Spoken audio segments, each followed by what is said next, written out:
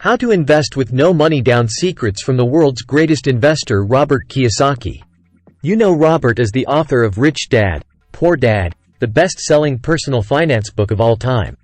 I'm happy to tell you that Robert just put out a brand new book called Fake Goods, Fake Money, and Fake Teachers. Follow the link in the text below to get your copy.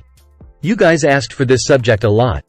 So, in today's Sharp Sense, we'll talk about how to invest with OPM, or money that belongs to other people. Here is what Robert says about OPM. When I began Millennial Money, it was a long time ago. I said, as I usually do, that only lazy people spend their own money. And that's because I've spent a lot of my life getting money from other people. Today, there's crowdfunding and all that other stuff. But I had to learn how to raise money because I didn't have any.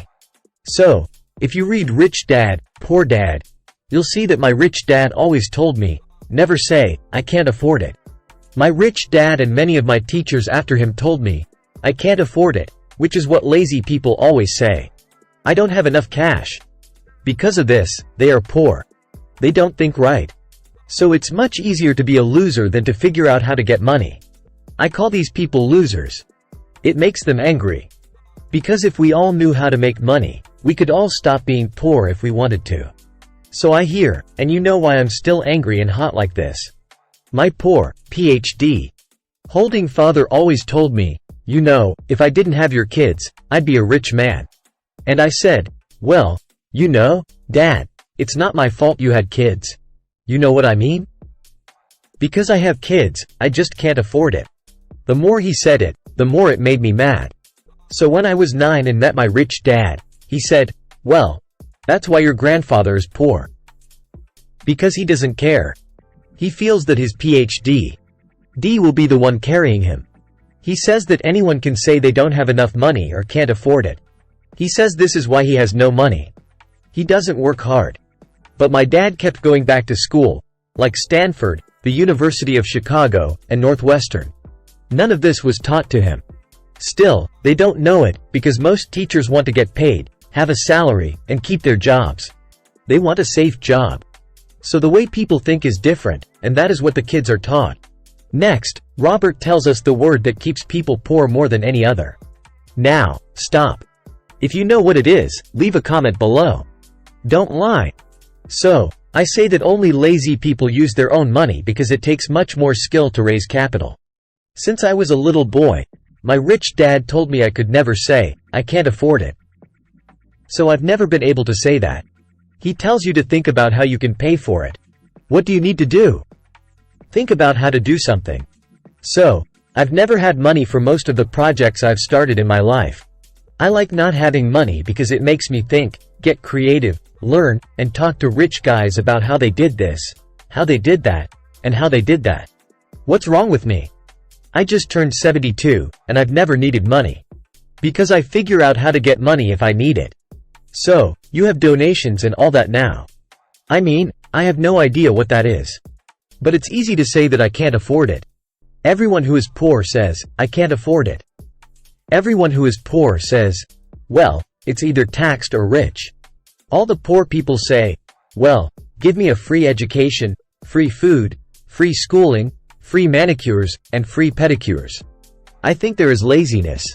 One of my favorite things Robert teaches is that the way you think can change everything. You can really change your life if you keep an open mind.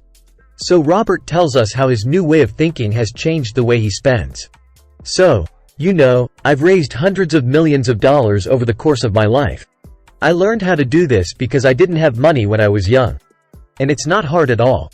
You need to find a good thing that's worth more than me. You know, if they can't invest in me because that's called slavery, you know, by me, you know. So, here's what I do. I started out writing about it in Fake.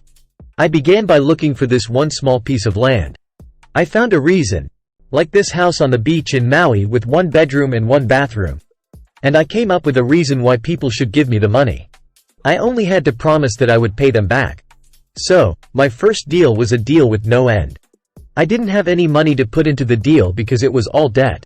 It cost $18,000 to buy. You can no longer touch them for that much. The market was bad, though. So I paid $18,000 for this house. He wanted a 10% down payment. You don't need to be good at math. How many sports fans are in 10% of 18,000? 1,800. I really needed my money. I had enough money to do that, but it would be too easy. Robert says that people who are lazy use their own money. Let's try to figure out what he means. Many people are really angry about the fact that only lazy people use their own money. You think I'm lazy? I told her yes. Because you're the kind of person who will say, I can't afford it. That's not possible. That's what's wrong. It's on top. It's the property between these two ears. That's not possible. Most of my family tells me, well, you can do it, but I can't. I learned to say that from my father. I learned to say that from my mother. My clerk warned me not to say that. I have a question for you. You work for the company that keeps records. How much of my money does this business hold? None, none, none. When I used OPM, I asked Robert what would happen if something went wrong. He tells a story about one of his biggest mistakes as a way to answer. So, my biggest mistake was that I thought I was doing so well here. It was 1973 when I bought my first property. And that deal was worth $18,000. Cash flow, $1,800 down, $25 a month. I had no end. So I got it, and then I did that again and again. I owned a lot of things. Then I chose to come here. So, my first business was making and selling nylon and zipper wallets for surfers. It didn't sell, though. So, you should know that today, everyone knows what those things are. But this happened in 1974 or 1975. Yeah, 75. The wallets were a mystery to them. So we ran out of money very quickly. In Korea, we bought 100,000 of these wallets. We sent it to a warehouse on Long Island and used money from our investors to pay for it. So, we got about $600,000 to start this silly bag business. So I was in big trouble, and so were we. I owed my dad about $200,000 at the time. My wealthy dad laughed at me. We ran out of money so quickly. We couldn't move the 100,000 wallets because we couldn't move them. No one would buy them from us while they were in this bonded locker on Long Island. So, now you know the good thing about being stupid. It makes you smarter. So I thought about it, we thought about it, and I asked, what's wrong? And I said, what was going on in the world at that time? All the baby boomers were fat, so they had to start running. So running became more popular. Because, you know, nobody has ever run before, these guys are all running.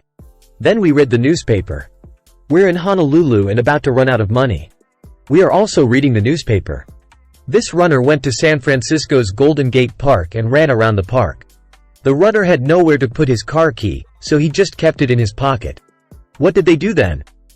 He puts it on his car's front tire and goes for a run around the park. So, we're reading this newspaper, and when he gets back to his car, it's gone. Oh, my God. The man says, so, they took my car. Oh, my. So, the question, what does a jogger do with their key, was on the headline of the story. So, we sat there and thought, oh, my God, there's a problem. An issue. So, that's how I made the shoe pocket, which you can see in this shot. It is the magazine Playboy. I mean, she's a pretty young model, but she's only wearing a shoe pocket. But anyway, by that time, we were losing money fast, but when that picture came out on Playboy, we were suddenly hailed as heroes. Then everyone started throwing us money. And all of these products were selling, like our wallets and shoe pockets. Investors were happy, and sales went through the roof. So, we had a lot of success. So we went from risky, dumb, better, and successful.